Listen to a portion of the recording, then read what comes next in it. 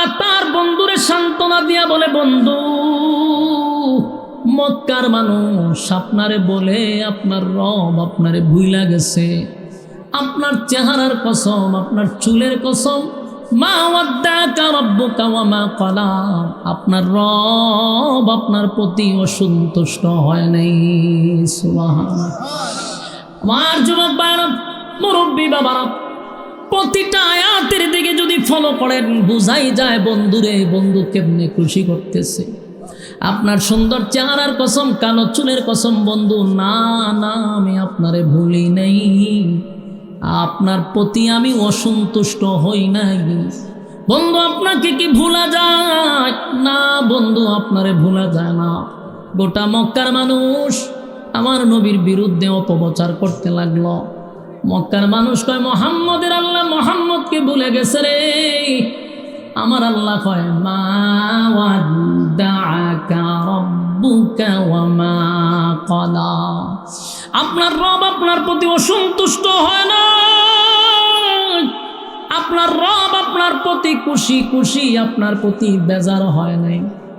এরপরে আল্লাহ বলেন ওয়ালাল আখিরাতু খায়রুল লাকা মিনাল উলা। আল্লাহ পরে আয়াতে বলেন ওয়ালাল আখিরাতু খায়রুল লাকা মিনাল উলা, বন্ধু দুনিয়াতে আপনাকে যা দিছি সব হইল স্যাম্পল। কি বল স্যাম্পল? বুঝুননি? কথা হয় না আপনারা আমার কথা বুঝেন? একটু হ্যাঁ হু না টা হইলে তো বুঝুন যে না কথা রিসিভ হইতেছে। যেইভাবে আপনারা নীরবতা পালন করতেছেন এতে বোঝা যায় আমার কথা আপনারা বিরক্ত। আমার যুবক ভাইরা, কথাগুলি দিলের কান লাগায় শুনেন। আমার আল্লাহ বলেন ওয়ালাল আখিরাতু খায়রুল লাকা মিনাল উলা, আপনাকে আমি যা দিলাম সবগুলো হলো স্যাম্পল, আর আপনার জন্য আমি যা রাখছি সেটা হলো পরকালে গোডাউন। সুবহান। যা দিছি কিছুই না। বন্ধুরে বন্ধু বুঝাইতেছে, বন্ধু দুনিয়ায় আপনারে কিছুই দেই নাই, পরকালে আপনার জন্য আমি বরাদ্দ রাখছি। যিনি দুনিয়ার মালিক সেই মালিক বলে দুনিয়া কিছুই না। দুনিয়া কিছুই না। আমার বন্ধুরে আমি দুনিয়া এবং পরকাল উভয় জাহানের বাদশা বানায়া দিছি। তবে দুনিয়ায় যা দিছি বন্ধুরে সব হইল স্যাম্পল, পরকালে বন্ধুর জন্য আমি রাখছি গোডাউন। বন্ধুরে আমি খুশি করব, খুশি করব।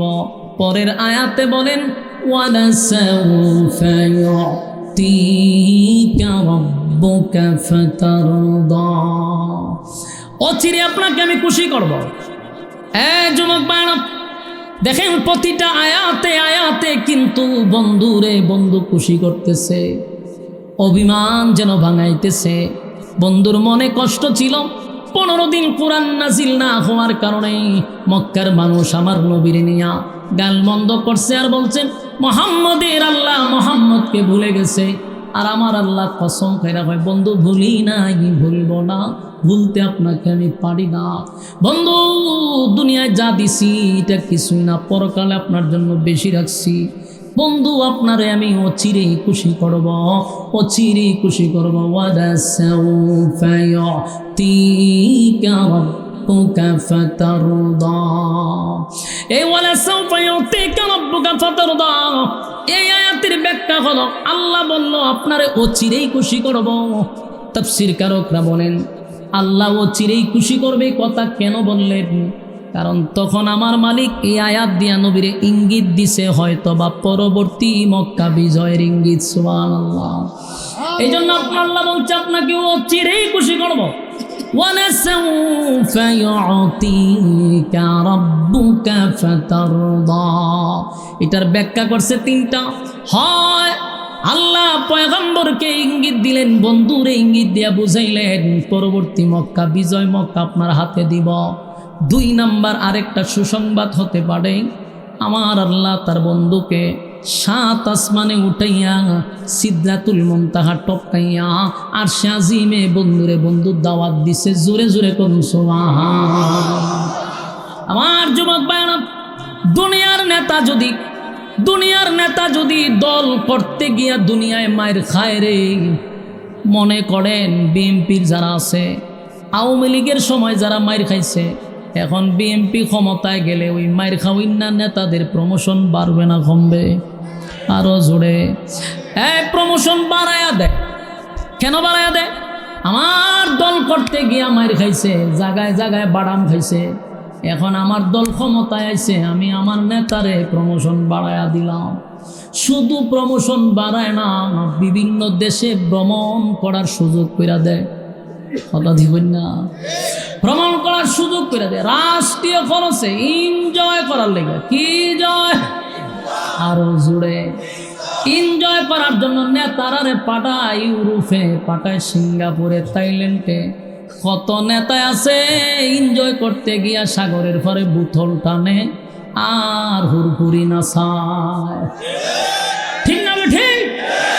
আল্লাহ কয় দুনিয়ার নেতারা মায়ের খাইলেই যদি ভ্রমণের সুযোগ পায় রে, এনজয় করার যদি সুযোগ পায়, তাহলে আল্লাহ বলেন আমার বন্ধু আমার দল করতে গিয়ে মায়ের খাইছে, আমার বন্ধু আমার দল করতে গিয়ে তায়েফে মায়ের খাইছে, আমার বন্ধু আমার দল করতে গিয়ে গালি শুনছে, আমার বন্ধু আমার দল করতে গিয়ে রক্তাক্ত হয়েছে রে, তাই আমার বন্ধুরও আমি প্রমোশন বাড়ায়া দিব। জোরে কোন সুবহান। মেরাজের রজনীতে বাইতুল্লাহ থেকে বাইতুল মুকাদ্দাস নিয়ে গেল, সেখানে নেওয়ার পরে বন্ধুর প্রমোশনটা কিভাবে বাড়াইছে। আদম থেকে নিয়ে ঈসা রুহুল্লাহ পর্যন্ত যত নবী রাসূল দুনিয়ায় আল্লাহ পাঠাইছিল, সব নবীদেরকে আল্লাহ বাইতুল মুকাদ্দাসে এক করছে, সব রাইডিখানে দাওয়াত দিনিস। আল্লাহ সবাই মসজিদের ভিতরে ঢুকাইয়া সব নবী রাসূলদেরকে মুসল্লি বানাইয়া আমার নবীর আল্লাহ ইমাম বানায়া দিছে। সেদিন থেকে আমার নবীর উপাধি হলো ইমামুল মুরসালিন। সুবহানাল্লাহ। আল্লাহ কয় আমার বন্ধুর প্রমোশন বানায়া দিছি গো, বন্ধুর প্রমোশন আমি বানায়া দিছি। বাইতুল মুকাদ্দাসের ইমাম বানাইয়া সব নবীদের ইমাম বানায়া দিছে। সব নবী রাসূলগণের ইমাম বানানোর পরে আল্লাহ সেখান থেকে স্পেশাল প্রাইভেট কার দিয়া 1 নাম্বার আসমান গেল, 2 নম্বরে গেল, সব ফেরেশতাদের সঙ্গে কথা হইল, দেখা হইল, সাক্ষাৎ হইল। এরপরে 7 আসমানে গেল, সেখান থেকে সিদরাতুল মুনতাহা গেল। সেখানে যাওয়ার পরে জিবরাইল কয় হুজুর এতক্ষণ আপনার সফর সঙ্গী ছিলাম, বন্ধু আপনার জন্য দাওয়াত দিছে, বন্ধুরে দাওয়াত দিছে, আমারে সফর সঙ্গী হিসাবে আপনার সঙ্গে রাখছে, কিন্তু এখন যে গাড়ি আপনাকে নিতে আসবে পয়গম্বর, সেই গাড়ির টিকিট শুধু একটা, আপনি ছাড়া আমারে টিকিট দেয় নাই। সুবহানাল্লাহ। আপনাকে শুধু টিকিট দেওয়া হয়েছে। আমার হাবিবে কিবরিয়া সেখান থেকে আরেকটা প্রাইভেট কার, রফরফ নামক প্রাইভেট কার দিয়ে আল্লাহ সোজা বন্ধুরে আরশে আজিমে নিয়ে গেছে। জোরে কোন সুবহান। বন্ধুর পাশে বন্ধুরে বসাইয়া বন্ধুরে বন্ধু মন মতো দেখছে রে, মন মতো বইরা দেখছে আমার বন্ধুরে আমি কেমন বানাইলাম, আমার বন্ধুরে আমি কাছ থেকে দেখতে চাই। আল্লাহ তার বন্ধুরে নিয়ে গল্প করলো, দেখা সাক্ষাৎ হইল, তারপরে জান্নাত দেখাইলো, জাহান্নাম দেখাইলো, আল্লাহর সৃষ্টি জগৎ ঘুরে ঘুরে বন্ধুরে সব দেখাইয়া আমার নবীরে হাউজে কাউসারের পারে নিয়ে গেছে। নিয়া হয় বন্ধু এই হাউজে কাউসার দুনিয়ায় থাকতে আপনার আমি গিফট করছিলাম, সশরীরে আজকে দেখায়া দিলাম। আমার যুবক বানাম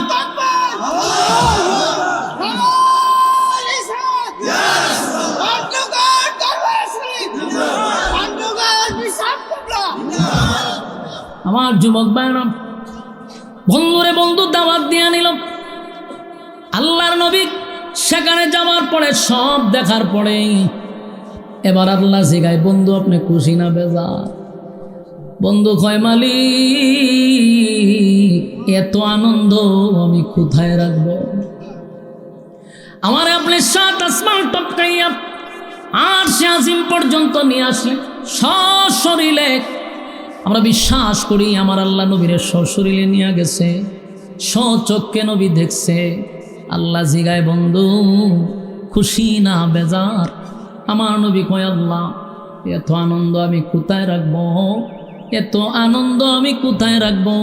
আমি 7 আসমানে আইসা আরশে আজিম ভ্রমণ করলাম, জান্নাত জাহান্নাম দেখলাম, আমারে আপনি গিফট করছেন হাউজে কাউসার, সেটাও দেখলাম। কিন্তু মনে একটা কষ্ট লইয়া যাই।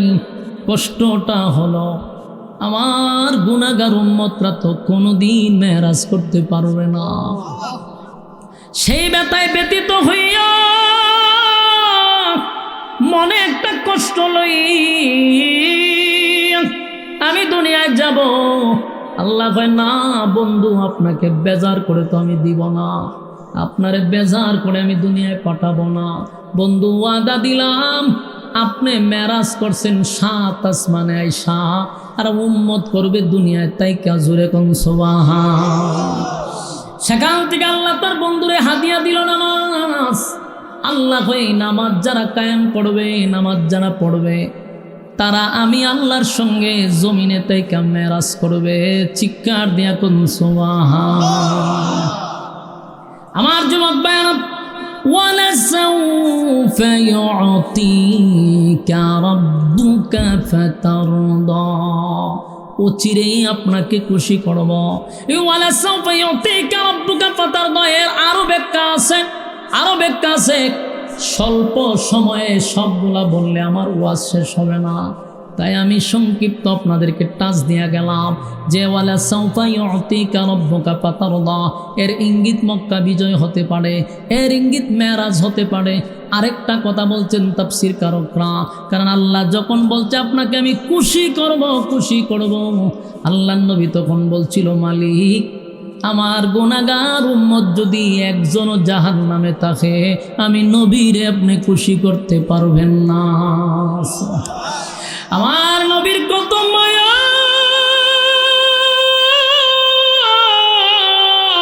নবীর কত মায়া।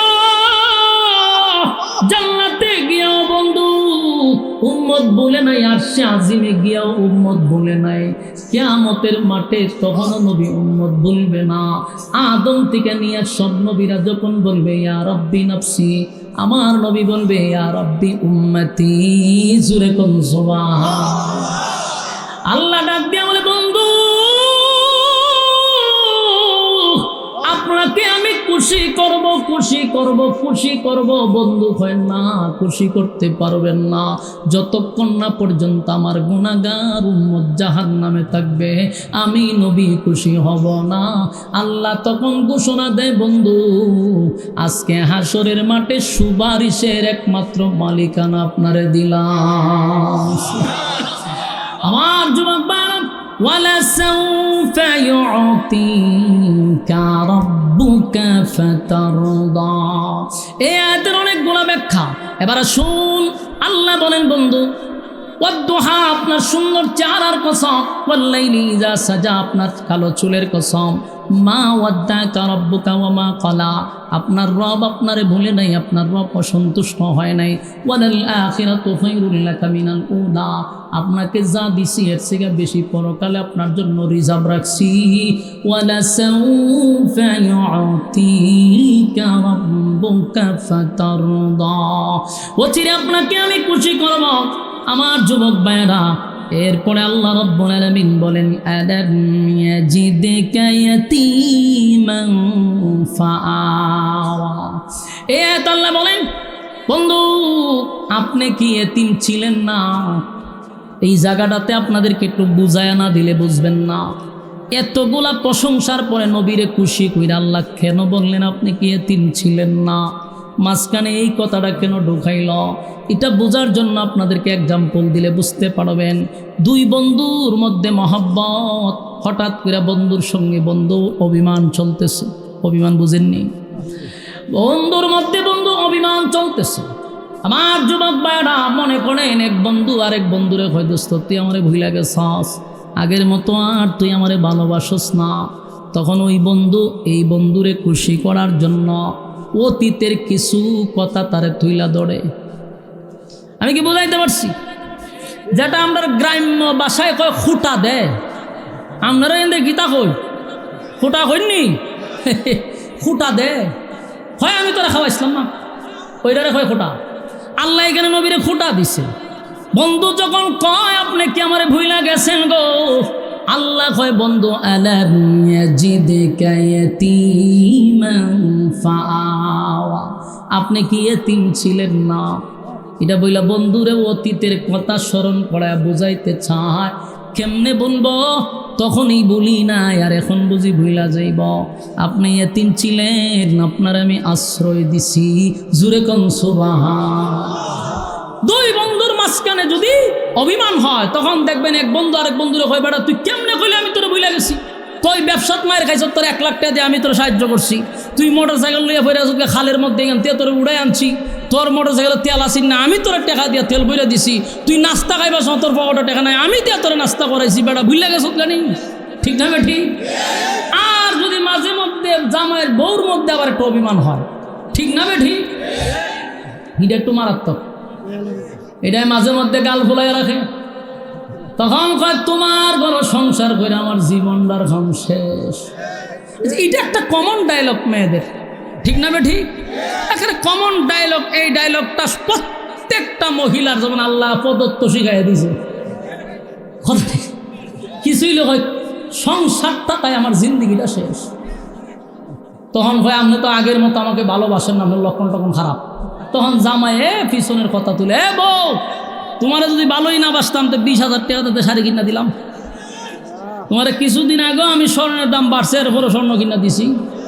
তোমার মা বাবাইছে আমি বাজার থেকে ইলিশ মাছ লই আইছি, ফার্ম নাই না দেশি মুরগ আনছি, তো ভালোবাসলাম না কেমনে? ওই অতীতের কথা শোনায় শোনায় একটু আনন্দ দেয়, ঠিক না বেঠি? এটা হয় অভিমান ভাঙানো। আল্লাহ বন্ধুর অভিমান ভাঙাইতেছে। কি চমৎকার সূরা দুহা। আল্লাহ রাব্বুল আলামিন বলেন আলাম ইয়াজিদকা ইয়াতীমান ফাআওয়া, আপনি কি এতিম ছিলেন না বন্ধু, আমি কি আশ্রয় দেই নাই? আপনি ছোটবেলায় এতিম ছিলেন, আমি আপনাকে আশ্রয় দিয়েছি। আলাম ইয়াজিদকা ইয়াতীমান ফাআওয়া, বন্ধু আপনি কি এতিম ছিলেন না, আমি আল্লাহ কি আপনাকে আশ্রয় দেই নাই? সুবহানাল্লাহ। এরপর আল্লাহ বলেন ওয়াজাদাকা দাল্লান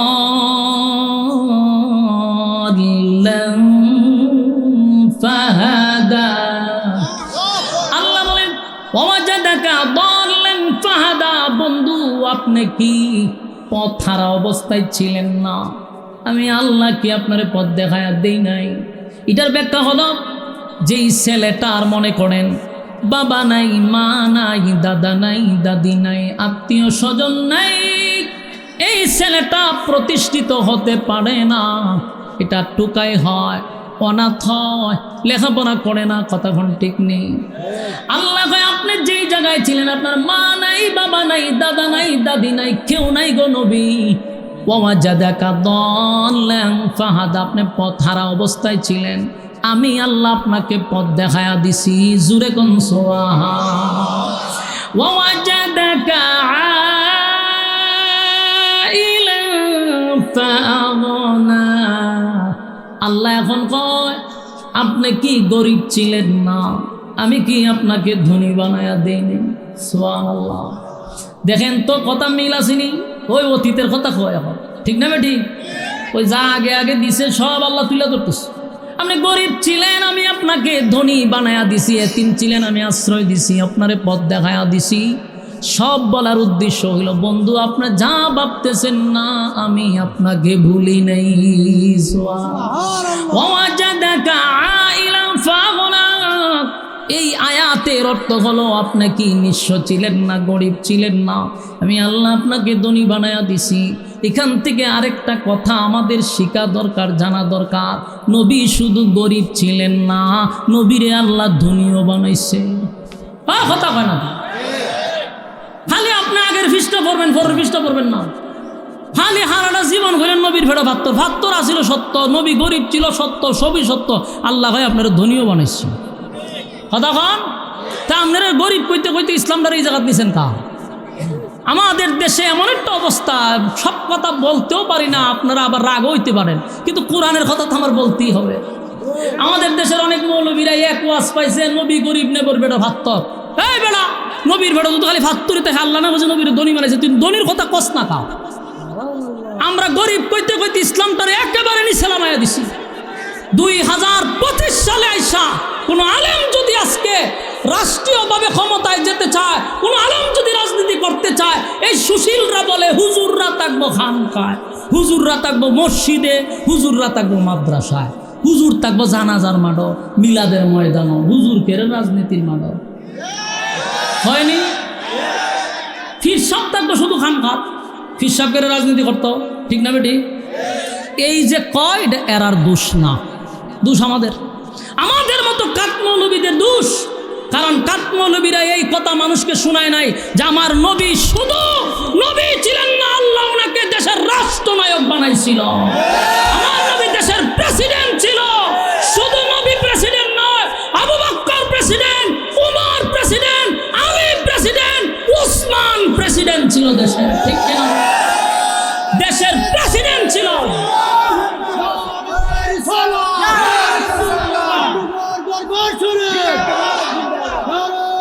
সম্মানিত শুধু আমার স্পষ্ট কথা, আমরারে অনেক সময় জিগাই হুজুর রাজনীতিটা পাইছেন কো? আমারে যদি জিগাই তো সালি দিয়া দইরা হতাম কারি তাক রাজনীতি কই পাইছি আমি তোরে কইয়া দিব। আমি নবীর সুন্নাত থেকে তোরে বলে দিব, কোরআন থেকে বলে দিব। কিন্তু প্রশ্ন হলো এরপরের কথা, তোমারে যদি জিজ্ঞাসা করি তুমি রাজনীতি পাইছো, তুমি কি উত্তর দিবা সান্ধু? আমি তো বলতে পারবো কেউ আইছে নাকি? শেষ করি, শেষ।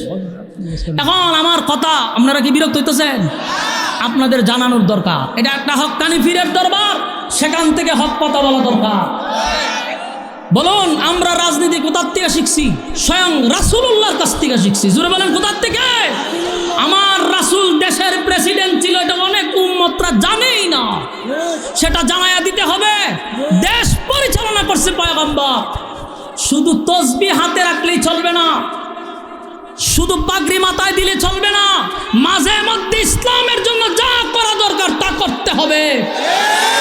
এই ময়দান থেকে স্পষ্ট একটা বার্তা দিয়ে যায়, বাংলাদেশের হক্কানি সব আলেম পীর মাশায়েখরা আমরা এক কাতারে আসতে চাই, না হয় অস্তিত্ব থাকবে না। প্রত্যেকবার আমরা টিস্যুর মতো ব্যবহার হই। আমরা যদি এক হয়ে যাই, কসম খোদার বাংলাদেশ আলেমদের উপরে কথা বলার সাহস কেউ পাবে না।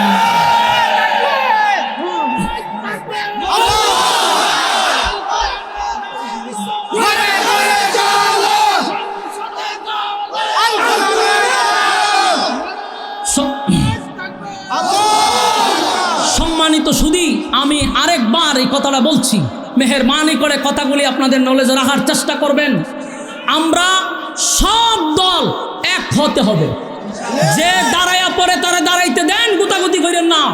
যে বুকে হাত বাঁধে বাঁধতে দেন, দাঁড়াইয়া থাকলে দাঁড়াইয়া থাকতে দেন, বৈশা পড়লে বৈশা পড়তে দেন, উষা টুপি লাগাইছে লাগাইতে দেন, নেশা টুপি লাগাইছে লাগাইতে দেন, কিন্তু ইসলামের জন্য আমরা এক কাতারে থাকবো ইনশাআল্লাহ।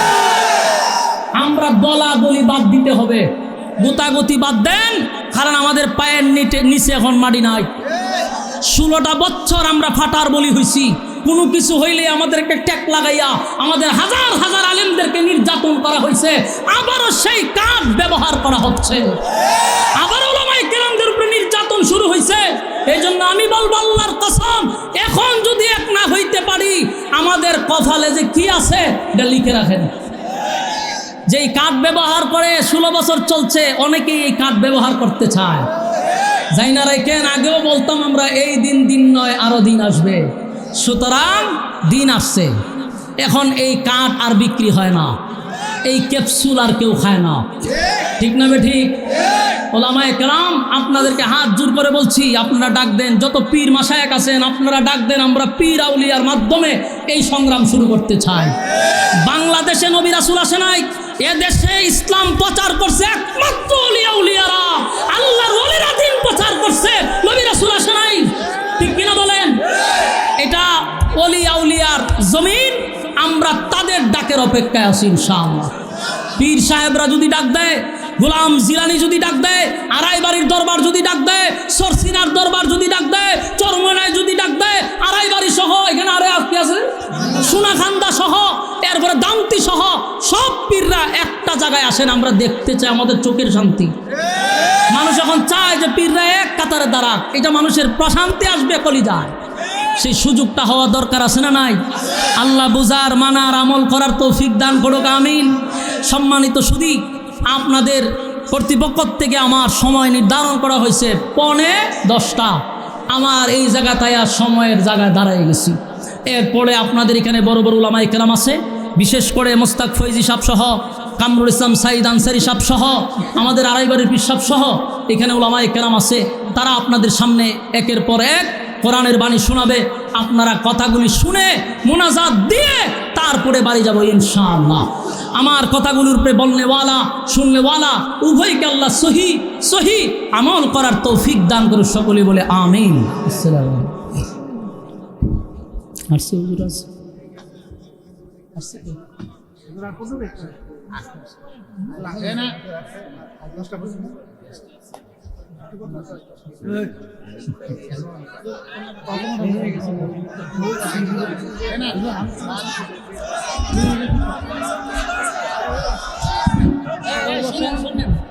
শুনেন, আমি বলি আপনাদের আকাঙ্ক্ষিত বক্তা মুস্তাক ফৈজি সাহেব আয়ামত সোহাইব আহমদ আশরাফি হুজুর আহারে সারা রাত ওয়াজ মধ্যে শুনতে, এরপর যেহেতু সারা রাত মাহফিল না, এই হিসাবে সোহাইব আহমদ আনসারী হুজুর অতি সহজে বিদায় নিয়ে গেছেন।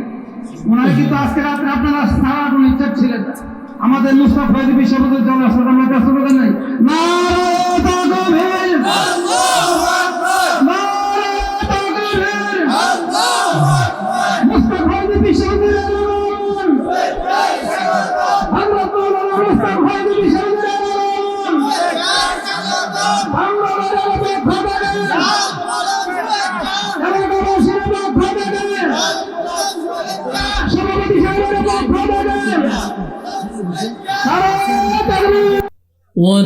والليل إذا سجى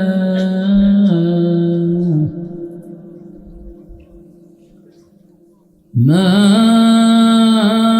ودعك ربك وما قلى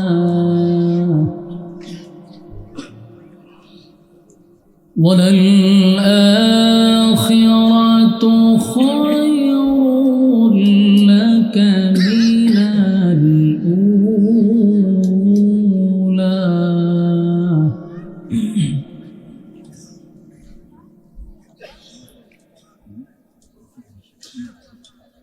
والضحى والليل إذا سجى ما ودعك ربك وما قلى وللآخرة خير لك من الأولى ولسوف يعطيك ربك فترضى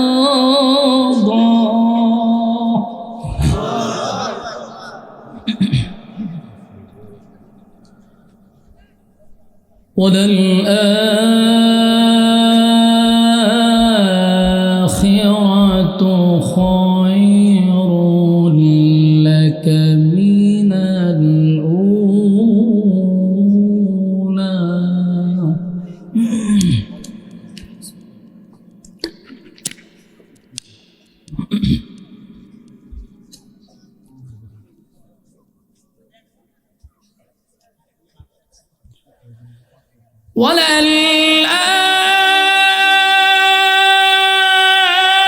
وللآخرة خير لك من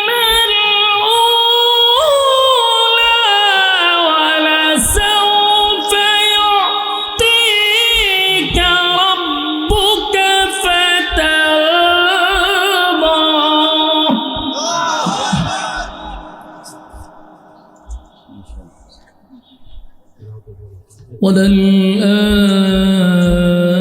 وللآخرة خير لك من الأولى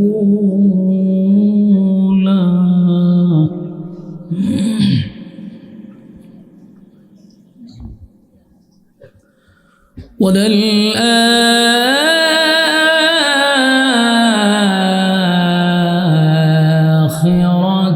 خَيْرٌ لَكَ مِنَ الْأُولَى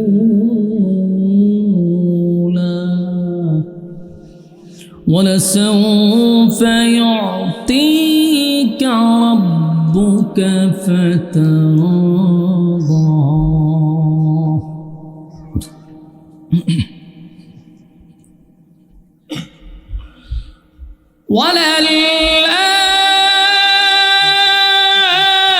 وللآخرة خير لك من الأولى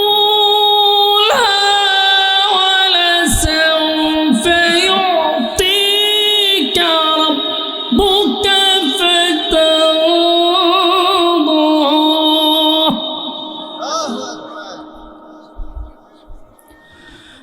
ولسوف يعطيك ربك فترضى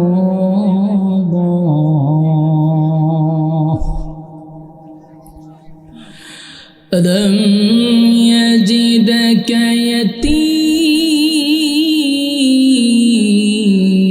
يتيما فآوى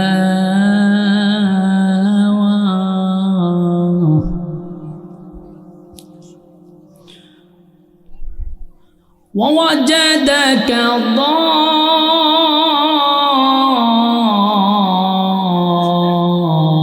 ضالا فهدى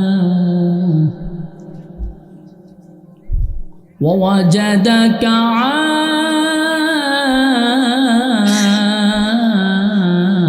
عائلا فأغنى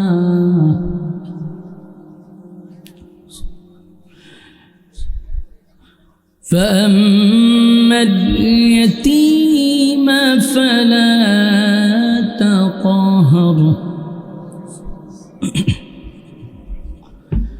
وأما السائل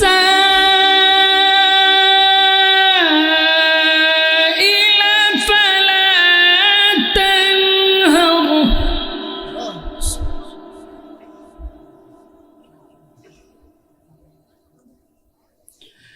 فأما اليتيم فلا تقهر وأما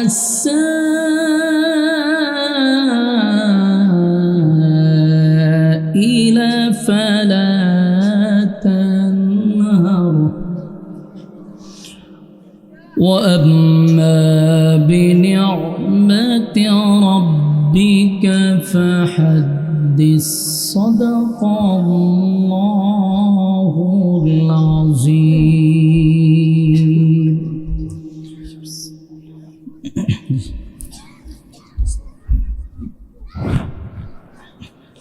اللهم صل على محمد وعلى آل محمد كما صليت على إبراهيم وعلى آل إبراهيم إنك حميد مجيد. اللهم بارك على محمد وعلى آل محمد كما باركت على إبراهيم وعلى آل إبراهيم إنك حميد مجيد. আলহামদুলিল্লাহ, ঐতিহ্যবাহী পাণ্ডুগড় দরবার শরীফের পীরে কামেল মরহুম শাহ সুফি আলহাজ হজরত মৌলানা মোহাম্মদ আব্দুল কাদের পীর সাহেব রহমতুল্লাহ আলাইহির প্রতিষ্ঠিত ইসালে সোয়াব মাহফিলের সম্মানিত আজকের যিনি সভাপতি, বিশিষ্ট আলেমে দ্বীন, বাংলাদেশের অন্যতম পরিচিত একটি দরবারের সম্মানিত বিশিষ্ট আলেমে দ্বীন হজরত মৌলানা গুলাম পরোয়ার সাইদি সাহেব পীর সাহেব আড়াই বাড়ি দরবার শরীফ। আজকের মাহফিলে আরও আছেন যিনি এই দরবারের বর্তমানে দায়িত্ব পালন করছেন, বিশিষ্ট আলেমে দ্বীন হজরত মৌলানা গুলাম জিলানি পীর সাহেব পাণ্ডগড় দরবার শরীফ। এছাড়াও আপনাদের এখানে আরও অনেক ওলামায়ে কেরাম উপস্থিত হবেন, বিশেষ করে হজরত মাওলানা কামরুল ইসলাম সাঈদ আনসারী সাহেব, হজরত মাওলানা মুস্তাক ফৈজি পীর সাহেব, নাগাজ দরবার শরীফ। বহু ওলামায়ে কেরাম এখানে উপস্থিত হবেন ইনশাআল্লাহ। আপনারা দূর দূরান্ত থেকে আপনারা এই দরবার শরীফে আসছেন, আরামের বিছানা ছেড়ে নরমাল বিছানাতে বসছেন, এই দরবারের প্রতি মহব্বত নিয়ে প্রচণ্ড ঠান্ডার মধ্যে দুনিয়ার সমস্ত ব্যস্ততাকে পিছনে রেখে আপনারা এই মুবারক মজলিসে বসছেন, খুশি না বেজার? শুকরিয়া আদায় করছি আলহামদুলিল্লাহ। লক্ষ কোটি দুরুদ এবং সালাম আল্লাহর সৃষ্টির প্রধান আকর্ষণ জনাবে মুহাম্মদুর রাসূলুল্লাহ সাল্লাল্লাহু আলাইহি ওয়াসাল্লামের উপর। সম্মানিত সুধী, সময় কিন্তু খুব কম, এজন্য খুব তাড়াহুড়া করছি, অল্প সময়ের ভিতরে আলোচনা শেষ করতে হবে। আপনাদের এই মাহফিলটা সারা রাত হতো, কিন্তু বিভিন্ন বাধার কারণে প্রশাসনিক বিভিন্ন আইন মানতে গিয়ে মাহফিলটা সর্বোচ্চ 12টা পর্যন্ত সময় দেওয়া হয়েছে।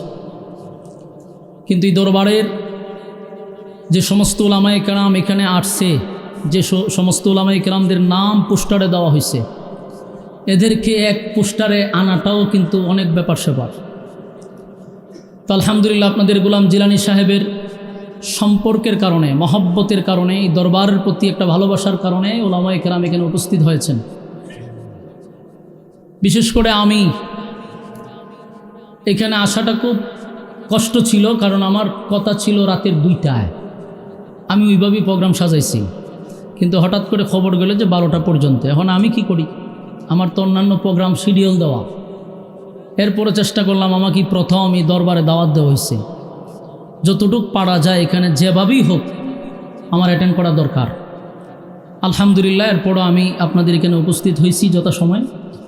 আপনারাও গুরুত্বের সাথে মৌমাছির মতো এখানে বসে আছেন। আমার পাশে আছেন আড়াইবাড়ি দরবার শরীফের পীর সাহেব।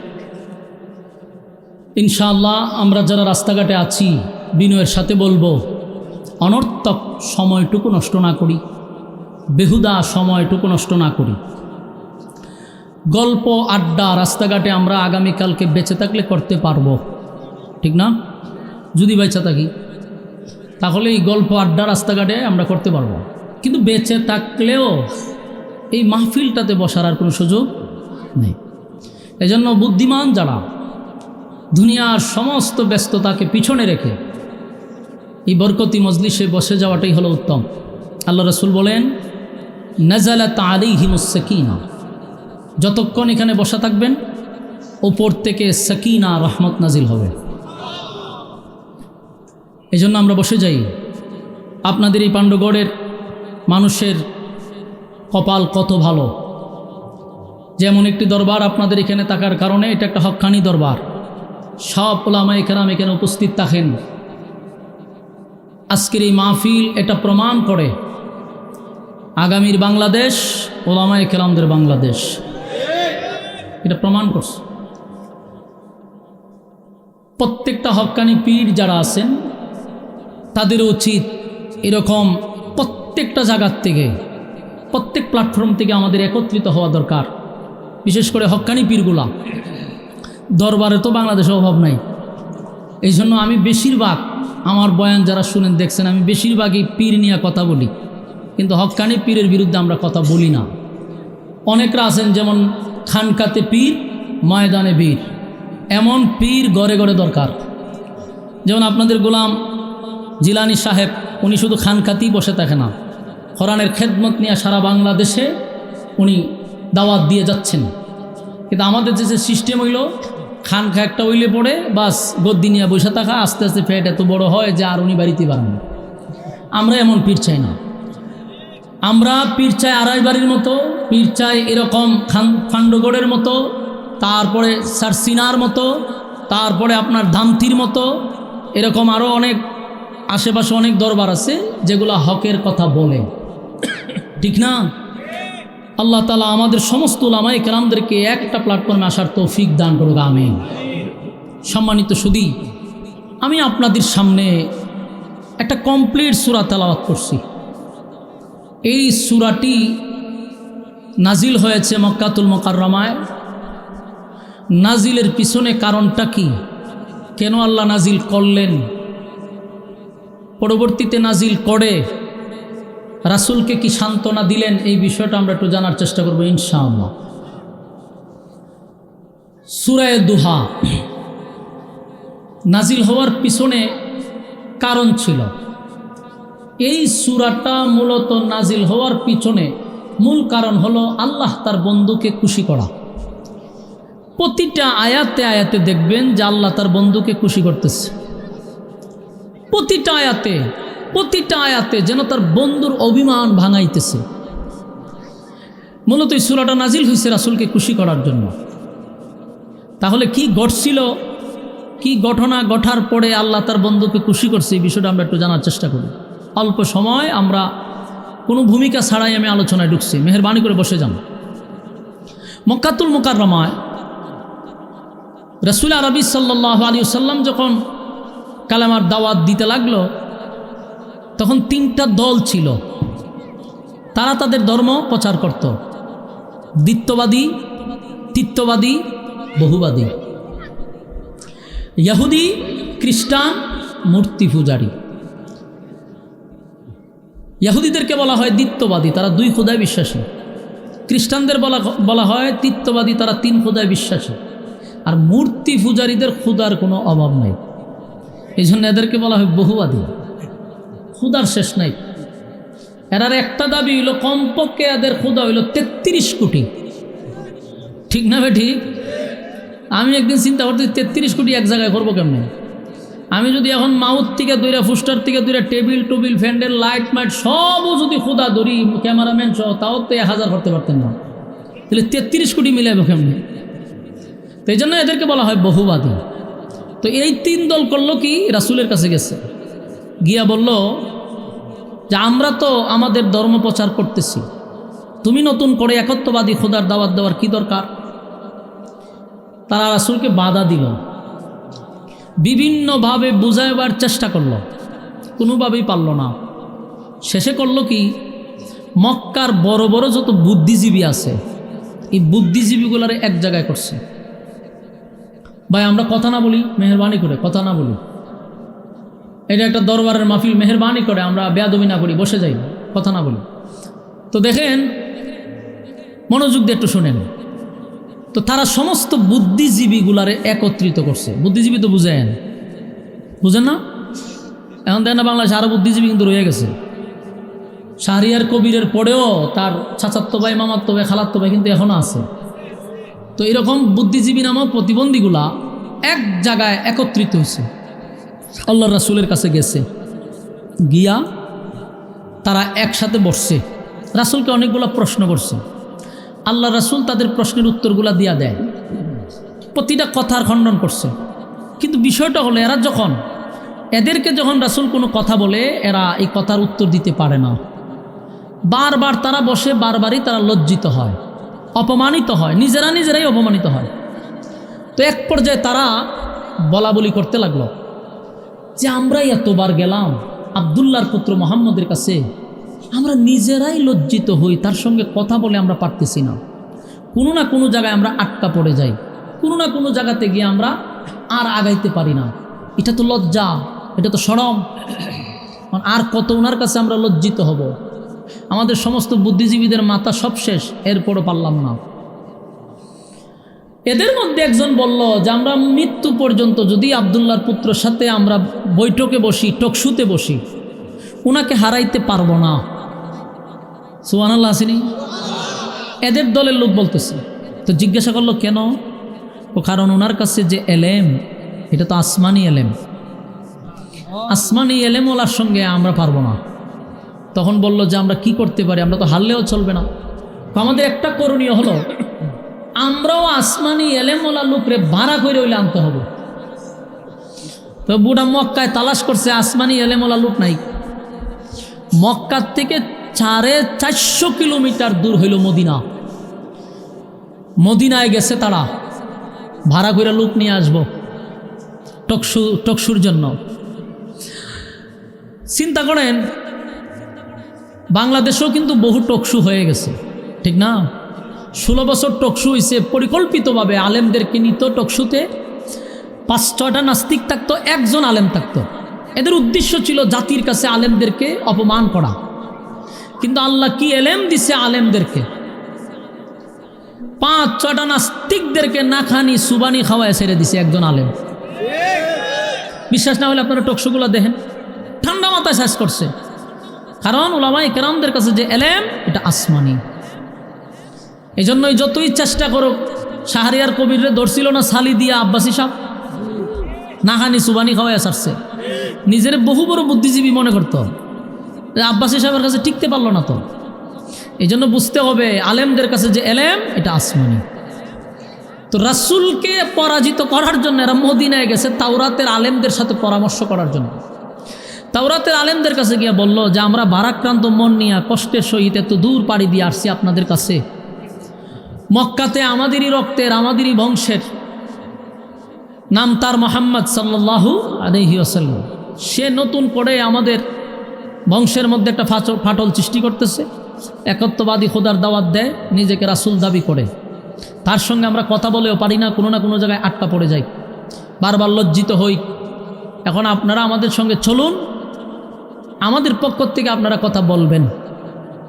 তাওরাতের আলেমরা বলল, ওনার বংশটা কি কুরাইশ বংশ? সবাই হ, কুরাইশ বংশ। দাদার নাম কি আব্দুল মুত্তালিব ছিল? বলে হ। বাবার নাম কি আব্দুল্লাহ ছিল? বলে হ। মার নাম কি আমেনা? বলে হ। তার নাম কি মুহাম্মদ সাল্লাল্লাহু। এরা বলল যে আমরা তো কিছুই বলি না, আপনারা যদি সব জানেন। তাওরাতের আলেমরা বলল, আমরা তো ওনার অপেক্ষায় ছিলাম, আমরা যে কিতাব পড়ি সেই কিতাবের প্রতি পৃষ্ঠায় পৃষ্ঠায় ওনার নাম। সুবহানাল্লাহ। তখন তারা আশ্চর্য হয়ে গেল যে আমাদের থেকে তারা বেশি মুহাম্মদকে নিয়ে গবেষণা করছে। তাওরাতের আলেমরা বলল, সারা মদিনার সব তাওরাতের আলেম গিয়েও যদি ওনার পাশে বসে, এতিমের মতো বসে থাকতে হবে, কখনো আমরা বিজয় হতে পারবো না। সুবহানাল্লাহ থাকলে হতে পারে না। পরবর্তীতে মদিনার এই আলেমগুলা বলল যে আমাদের যাওয়ার দরকার নাই, আমরা গেলেও পরাজিত হব। তোমরা 3টা প্রশ্ন ওনাকে জিজ্ঞাসা করবা, যদি উত্তর দিতে পারে চোখ বন্ধ করে কালেমা পড়ে ঈমান আনবা। কারণ এই 3 প্রশ্নের জবাব কোনো নবী রাসূল ছাড়া পৃথিবীর কেউ দিতে পারবে না। মক্কার মানুষ মনের মধ্যে অনেক কষ্ট পাইছে যে এত কষ্ট করে গেলাম কিন্তু লাভ হলো না। ভারাক্রান্ত মন নিয়ে মক্কায় আবার ফিরে আসছে। আয়েশা আল্লাহর রাসূলের সামনে গেছে, গিয়ে মিষ্টি মিষ্টি কথা বলা শুরু করছে। বলল, মুহাম্মদ, আমরা তো তোমারই বংশের, তুমি আমাদের ভাতিজা, তোমার আমরা মহব্বত করি, আমরা চাই তোমার সঙ্গে একত্রে থাকার, কিন্তু আমাদের কিছু প্রশ্ন আছে, যদি উত্তর দিতে পারো আমরা তোমার কালেমা পড়ে ঈমান আনব। আল্লাহ রাসূল বললেন, বলেন কি প্রশ্ন? তারা 3টা প্রশ্ন করছে। রাসূল বললেন, আগামীকালকে আসবেন, আমি বলে দেব। কারণ রাসূল নিজের থেকে কোনো কথা বলতেন না, আল্লাহ যা জানাইতেন নবী তা জানাইয়া দিতেন। তো এরা যে প্রশ্ন করছে, রাসূল তো মন গড়া বললে চলবে না, আল্লাহর পক্ষ থেকে আসবে, রাসূল বলে দিবে, এই অপেক্ষায়। কিন্তু গঠন হইল পরের দিন এরা আসছে, কিন্তু রাসূল বললেন যে আজকে হবে না, আগামীকালকে। এর কারণ হলো জিবরাইল আসা বন্ধ। জিবরাইল সকালেও আসে না, বিকালেও না, সন্ধ্যায়ও না। রাসূল নিজেও চিন্তিত, ঘটনা কি? সকালে বিকালে জিবরাইল আসে না কেন? বন্ধ হয়ে গেল। কোরআন নাজিল হওয়া বন্ধ। 3 দিন, 4 দিন, 5 দিন। তাদের 3 প্রশ্নের জবাব যখন দিচ্ছে না, এই মক্কার মানুষটাই আবার রাসূলের বিরোধিতা শুরু করলো। গ্রামে গঞ্জে শহরে বন্দরে যেখানে পারে, দেখছ আমরা বলছিলাম মুহাম্মদ মৃত্যু, সে আমাদের 3 প্রশ্নের জবাব দিতে পারছে না। নাউজুবিল্লাহ। সমালোচনার ঝড় বসেছে, এমনভাবে রাসূলকে গালিগালাজ করতে লাগলো। আল্লাহর রাসূল বারবার আসমানের দিকে তাকায়, ঘটনা কি রে, জিবরাইল আসে না কেন?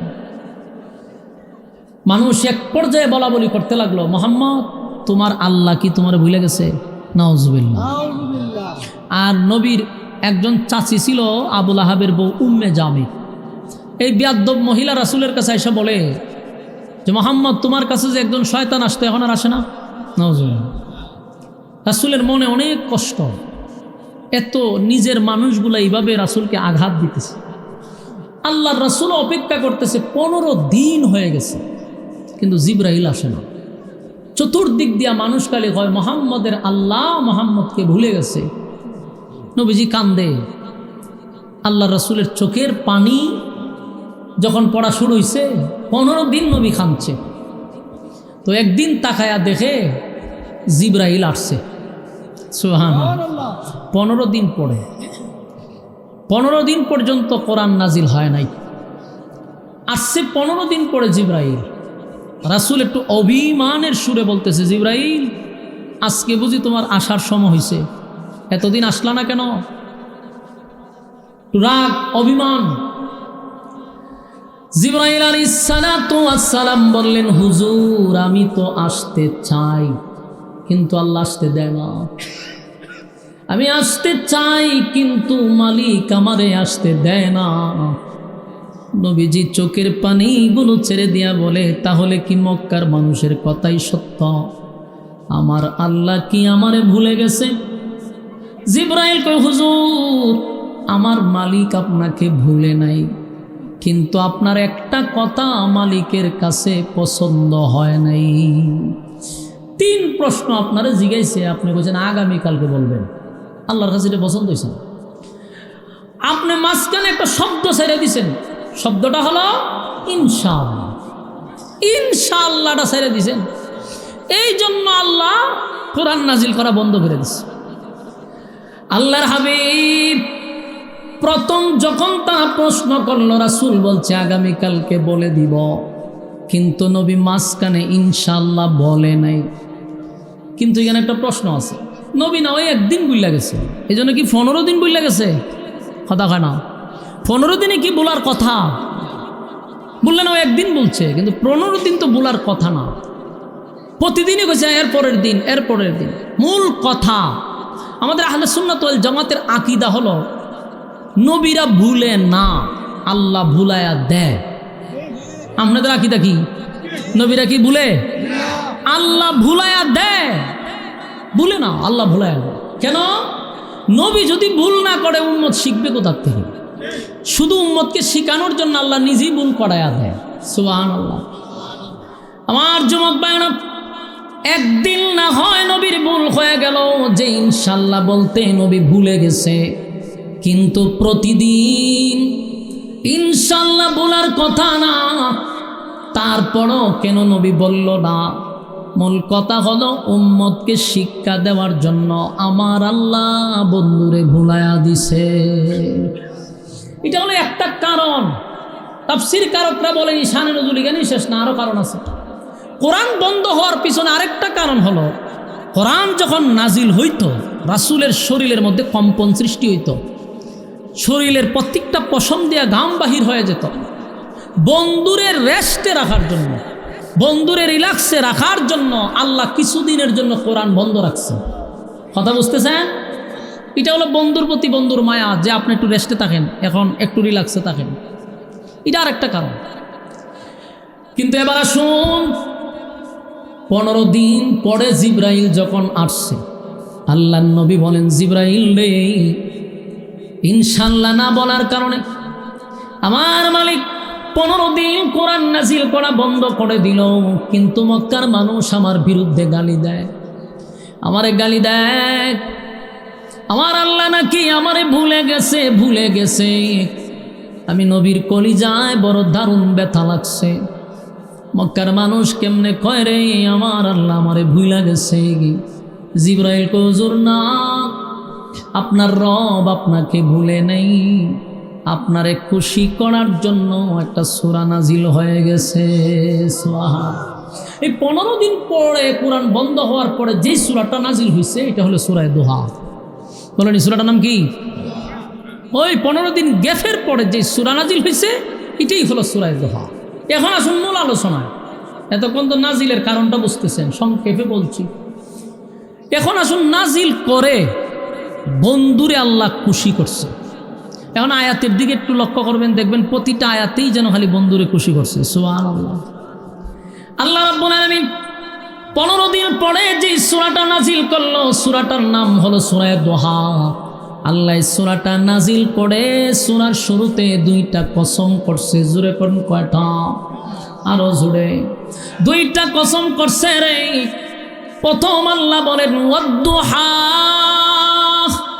দিনের আলোর কসম, ওয়াল-লাইলি ইযা সাজা, রাতের অন্ধকারের কসম। তাফসীর কারকরা বলেন ওয়াদ-দুহার আরেকটা ব্যাখ্যা আছে, ওয়াল-লাইলি ইযা সাজা এটার আরেকটা ব্যাখ্যা আছে। ওয়াদ-দুহার আরেকটা ব্যাখ্যা হলো ওয়াদ-দুহা, বন্ধু আপনার সুন্দর উজ্জ্বল চেহারার কসম। সুবহানাল্লাহ। আমার যুবক ভাইরা, দিলের কান লাগায় শুনে, বন্ধুর প্রতি বন্ধুর কত মায়া গো। বন্ধুর চেহারাটা নিয়ে কসম করছে, বন্ধুর চেহারার কসম করছে। ওয়াদ-দুহা, বন্ধু আপনার সুন্দর উজ্জ্বল চেহারাটার কসম। এরপরে আল্লাহ বলেন ওয়াল-লাইলি ইযা সাজা, এখানেও বন্ধুর কালো চুলের কসম করছে। সুবহান আল্লাহ বলেন আপনার কালো চুলের কসম, আপনার সুন্দর চেহারার কসম, আপনার কালো চুলের কসম। বন্ধুর চেহারার কসম করছে, বন্ধুর চুলের প্রশংসা করে আল্লাহ হয় চুলের কালো চুলের কসম, আপনার সুন্দর চুলের কসম। আল্লাহ 2টা কসম করে এরপরে যে আয়াতটা বলেন ওয়াদ-দুহা ওয়াল-লাইলি ইযা সাজা মা ওয়াদ্দাআকা রাব্বুকা ক্বালা, 2টা কসম করে